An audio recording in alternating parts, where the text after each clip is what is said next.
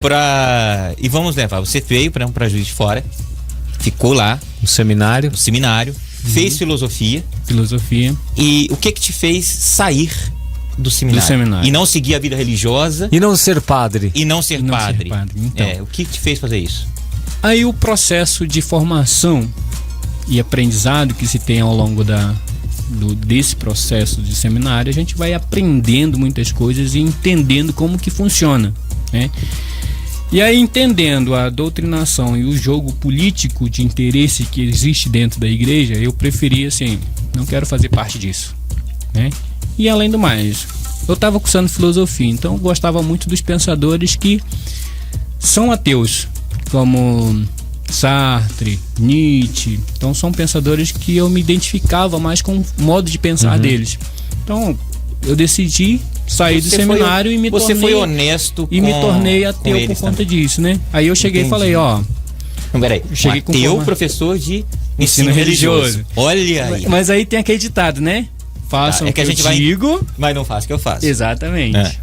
Tá, muito bem. E aí depois a gente entra nessa questão da... Sim, entendi. Da BNT, né? Da BNT não, da... BNCC.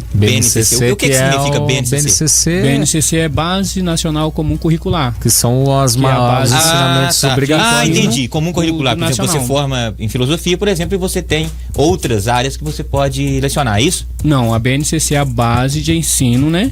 Que todo Brasil... professor tem que aplicar, né?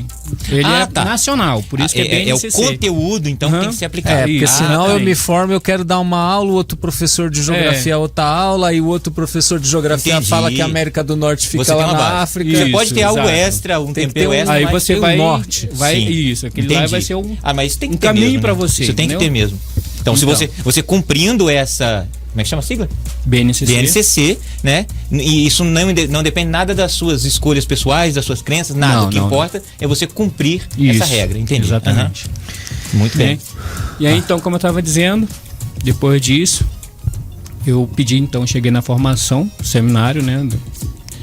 Aí eu pedi, pessoal, para mim tá dando mais certo, vejo que a incoerência é muito grande e eu não quero fazer parte disso. Mas eu gostaria que vocês mantivessem a bolsa de estudos para mim continuar, né, a filosofia. E eles fizeram. Então eu agradeço muito a isso.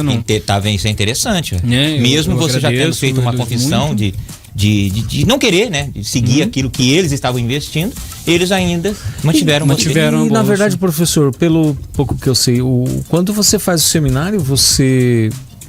Mesmo se você for ordenado padre ou não, há uma habilitação aí para lecionar em filosofia e história, não é? Ou algumas matérias específicas, não é? Quando você termina o seminário.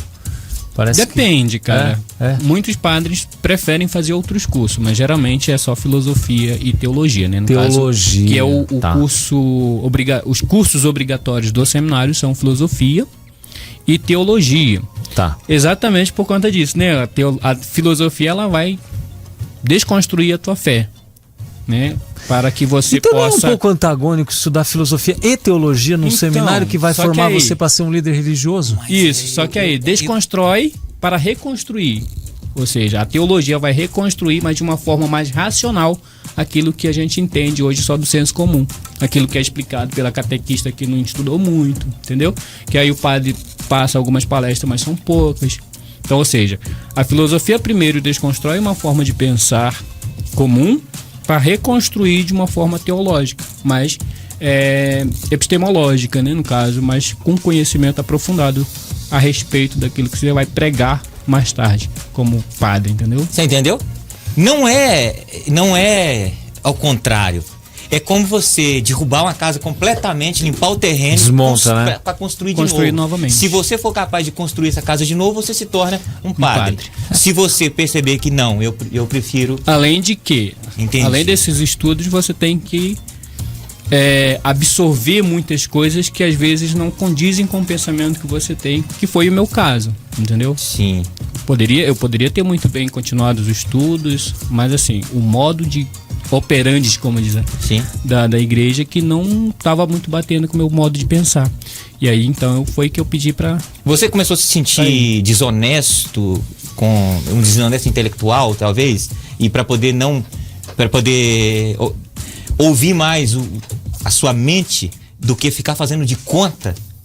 Eu acredito que seja isso, né? Agir mais com sinceridade. Com sinceridade comigo mesmo. Contigo mesmo, tá certo.